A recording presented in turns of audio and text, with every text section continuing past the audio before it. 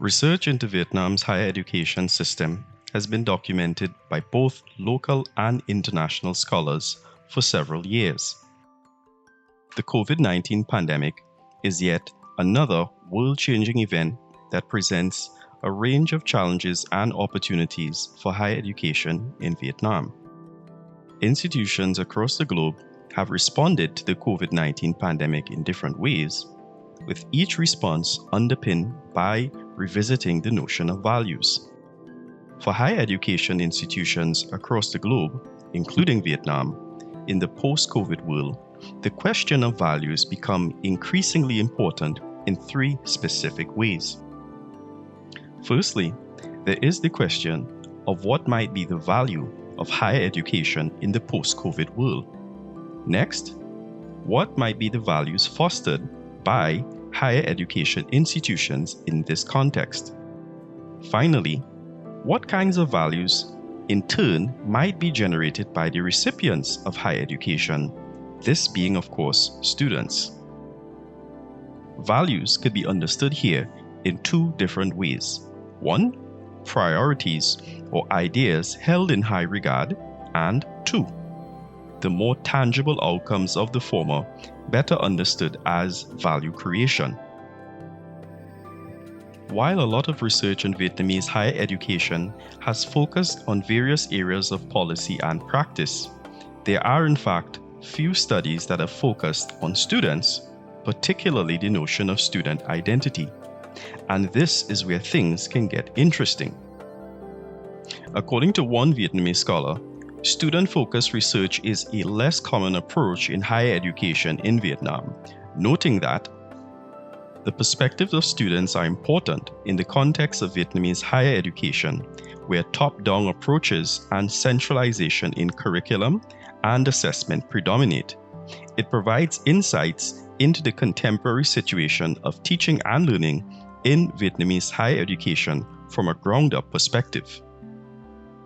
Students make up the most sizable number of persons at any educational institution, so it would make sense for attention to be directed at these actors within this social ecosystem. As societies across the globe face the realities of the post-COVID world, it is worth considering who exactly will be navigating this uncharted territory. A nation's education system functions as one of the major social institutions in any modern society. Bearing this in mind, education in this sense is much more than just a means for persons to gain employment. Education is important in the development of citizenship and in helping individuals and groups attain greater social mobility as well. One way to think about education has to do with human capital development, which in this video specifically refers to the capabilities of individuals and groups as it relates to their knowledge, skills, experiences, outputs, and how this corresponds with citizenship, social mobility, and workforce development. This idea of human capital, as defined in this video, has been a topic in line with the research of several Vietnamese sociologists of education. However, their work highlights the significance of student identity while not directly dealing with the concept itself. The notion of student identity is important, partly because of the significance of both the role of education and identity as separate topics within the discipline of sociology. While sociologists of both the 20th and 21st centuries have engaged with the notion of identity, Irving Goffman's work is some of the most influential, being well cited on the topic. For Goffman, identity has to do with the ways persons are identified or categorized, which includes the attributes an individual may have in a personal or professional sense. Looking at the global metrics on Vietnam, both higher education and identity are important as these relate to the notion of human capital defined earlier in this video. For example, a 2020 report on human capital in Vietnam notes, despite the impressive success in achieving strong performance to date, Vietnam's education system faces critical challenges as the country strives to move toward a knowledge-based economy. As Vietnam's economy grows, it needs to invest more in higher levels of education and lifelong learning to ensure students exit the system with the knowledge and skills relevant to labor market needs. The tertiary system suffers from structural deficiencies, including lack of funding and a weak sector strategy.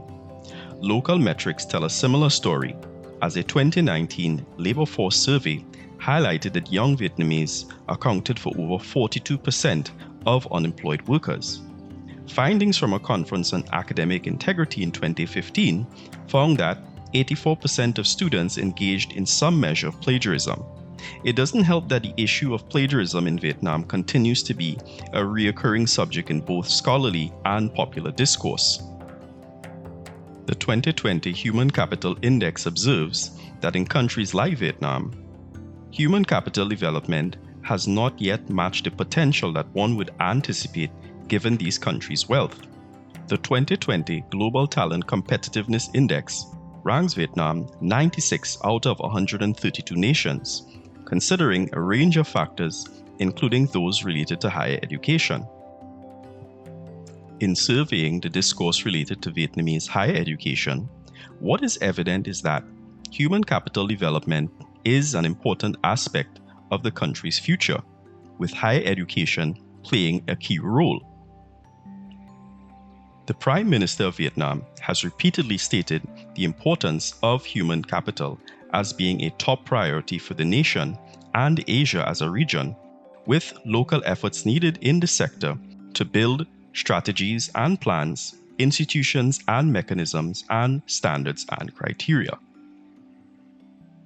In much the same way, the business community in Vietnam have also supported the necessity of human capital development and education, as it remains an important aspect of social development and not only economic development. Now, as mentioned before, students typically outnumber teaching and administrative staff in a higher education environment. It is worth considering factors and forces that shape student behavior and how this might influence the social structure of the university environment itself, including the implications of these interactions. The role, significance, and formation of student identity, as observed by scholars, is an important aspect of national capacity building and human capital development, particularly as this relates to the so-called promise of education, as some scholars point out, which entails preparing people for life and work. In conclusion, there can be little doubt regarding the value of human capital development as it is defined in this presentation, being at the intersection of citizenship, social mobility, and workforce development. However, it would be misguided to think of education in general and higher education specifically as an automatic or autonomous process without engaging with issues of human agency. Higher education institutions are made by people to serve people. It would be a gross misstep to only think of human capital development in terms of numbers, metrics, policies, and strategies, while at the same time overlooking the largest group of persons who constitute the higher education ecosystem, that being students. Research on student identity can serve as a starting point for new discourses on human capital development and sustainable futures in the post-COVID world.